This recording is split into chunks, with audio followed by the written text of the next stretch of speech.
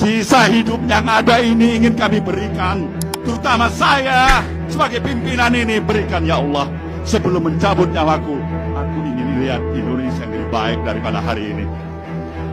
Aku ingin lihat Indonesia yang lebih baik, Indonesia yang tidak menyanyiakan rakyatnya, yang lebih tertindas dan tereksploitasi. Si kaya menekan si miskin, si pintar membodohi si bodoh, saudaraku. Dan kutuklah kami, termasuk diriku ini, kalau kami mengkhianati komitmen ini. Kami ingin perbaiki bangsa ini, saudaraku semuanya. Saya menyaksikan ada suasana keprihatinan yang kita semua rasakan. Saya pun merasakan keprihatinan yang luar biasa. Tapi di sisi lain, saya menyaksikan seorang yang konsisten, seorang yang persisten, seorang yang kukuh dalam memegang prinsip, dalam memegang komitmen, betapapun besar cobaan, ujian, tantangan yang harus dihadapi atas sikap, atas pilihan yang dilakukan. Malam hari ini saya menyaksikan dari dekat dan saya bangga. Saya bangga memiliki abang seperti Bang Surya Paloh ini. Dan di dalam perjalanan kami lewati beberapa waktu ini, seorang nasionalis sejati mengambil sikap untuk menyatakan kepada semua bahwa di negeri ini ada kesetaraan kesempatan, bahwa di negeri ini semua mendapatkan perlakuan yang setara. Seorang yang menyatakan dengan lantang bahwa menghormati kebinekaan adalah dengan menjaga persatuan.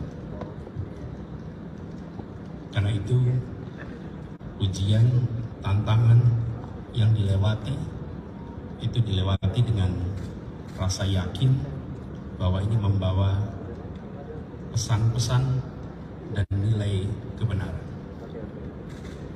Begitu banyak orang mengatakan A, B, C, D, E tentang kami, dan Bang Surya Paloh sebagai seorang nasionalis sejati melakukan pengujian, melakukan pembuktian, melakukan pemantauan, dan sampai kepada sikapnya. Konsekuensi dari sikap dan pilihan yang diambilnya besar bagi Bang Surya Paloh dan bagi Nasdem. Tapi tadi di ruangan kita ngobrol dan berdiskusi, saya menyaksikan dari dekat pribadi-pribadi yang tak bergeming, pribadi-pribadi yang memilih untuk teguh dalam sikap, memilih untuk menghadapi ini semua, tantangan yang muncul atas konsekuensi keputusan-keputusan dengan keyakinan bahwa Tuhan Allah Subhanahu wa Ta'ala akan berpihak kepada kebenaran. Tantangan besar insya Allah bisa dilewati bila keyakinan itu ada.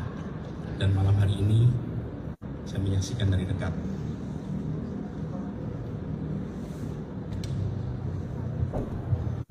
dan tadi dijelaskan tidak ada sedikit pun yang berubah ikhtiar kita untuk bekerja menghadirkan keadilan, menghadirkan kesetaraan, menjaga persatuan, jalan terus.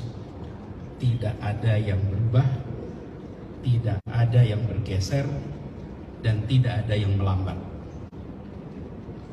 Tadi kita sampaikan kita jalan terus sesuai dengan semua rencana, dan kita kirimkan pesan pada seluruh rakyat Indonesia. Justru karena besarnya tantangan ini, kita makin yakin bahwa keadilan harus ditegakkan di negeri ini.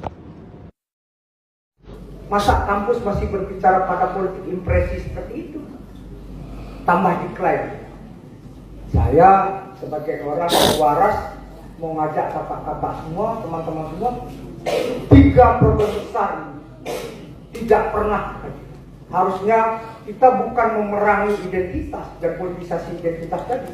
Satu, perang terhadap korupsi dan politisasi aparat penegak hukum. Hari ini semua diinjak, hari ini semua diintimidasi, hari ini aparat penegak hukum semena-mena melakukan politisasi hukum. Resah dah kita.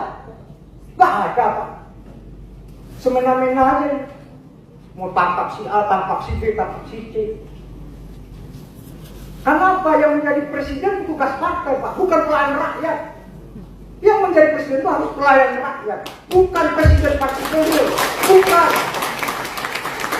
Kita berdiri di atas kepentingan. Kalau dia benar-benar Soekarnois, harusnya loyalitas saya kepada partai berhenti ketika saya menjadi pejabat negara. Itu yang diikuti oleh Soekarno. Jangan sesat pikir, jangan. Tambah rusak, tambah segmented republik ini kalau kita selalu berdiri atas perspektif dan ideologi yang picik seperti ini. Jadi sebagai penutup saya ingin katakan, Bu Wiwi, persatuan siapa sih yang menolaknya? Tapi ingat, apa kritik Hatta kepada Soekarno? Kita bukan berdiri atas dasar persatuan nasional, bukan dijejerkan sebagai partai terus jadi pengekor, ditusuk dan pantang. Tidak. Persatuan itu hadir sebagai sebagai sebuah bentuk common project dan common consciousness. Jangan pernah menggugat bahwasanya kita sama-sama anak bangsa dan ada yang lebih nasionalis dan ada yang lebih tidak nasionalis. Jadi semua kontrak yang menyangkut dengan Nasdem pasti akan dibatalkan. Tapi kita mau uji apakah Surya Paloh dalam 1-2 jam ini mau ngomong apa enggak tuh. Saya kira dia akan ngomong dan hitungan saya dia akan naikin lagi tone-nya. Oke, ini proses hukum, silahkan dalam basa-basi dia akan proses hukum, tetapi politik akan jalan. Kami tetap konsisten untuk mencalonkan Anies Baswedan. Jadi kalau kalimat semacam itu muncul, nah politik Indonesia selama mungkin 2 bulan ini sorotannya ke Nasdem terus. Nah sorotan itu justru menimbulkan simpati publik. Jadi kamera publik akan tersorot ke Surya Paloh dan itu Surya Paloh pasti senang kameranya karena itu kesempatan Surya Paloh buat kampanye sebetulnya kan. Ini jebakannya begitu tuh. Sementara Pak Jokowi tetap nggak punya lagi kapasitas untuk mengatakan ini demi hukum, enggak. Orang udah tahu Pak Jokowi itu demi politik. Jadi sebetulnya itu yang terjadi tuh. Yang paling diuntungkan tentu adalah mereka yang masih menganggap bahwa setelah Nasdem dihukum, maka politik akan berubah. Tapi kelihatannya nggak akan berubah. Jadi tetap relawan Anies akan diuntungkan dengan isu ini. Nah, tinggal... Baik persahabat sekalian, tadi kita sudah mengikuti atau menyaksikan beberapa reaksi dari video pernyataan sikap, yaitu dari beberapa pejabat Partai Nasdem, termasuk juga dengan pengamat politik Rocky Gerung. Dan dari situ kita bisa belajar atau bisa mendapatkan informasi bahwa sesungguhnya jauh sebelum itu Surya Paloh selaku Ketua Umum Partai Nasdem telah berjanji bahwa jika kedepannya partainya akan atau kadernya melakukan korupsi lagi, maka Partai Nasdem dibubarkan saja.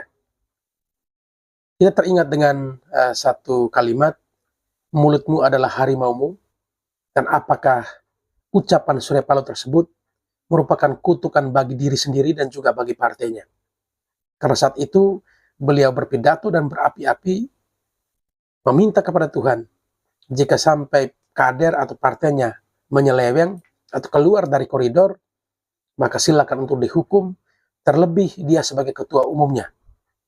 Dan juga menghukum mereka semua sebagai kader di Partai Nasdem tersebut. Dan tak berselang lama, Menteri Komunikasi dan Informatika dari Partai Nasdem, Joni Plate, ditetapkan sebagai tersangka kasus korupsi BTS 4G sebesar 8 triliun lebih. Nah, dari pernyataan ini dan video yang tadi kita saksikan, apakah ini bagian dari kutukan yang diminta itu? Yang disampaikan oleh Ketua Umum Partai Nasdem itu sendiri. Kita tidak tahu, tetapi biarkanlah proses hukum tetap berjalan, dan sebagai masyarakat tentunya kita akan mengikuti setiap pergerakan, setiap proses yang terjadi saat ini.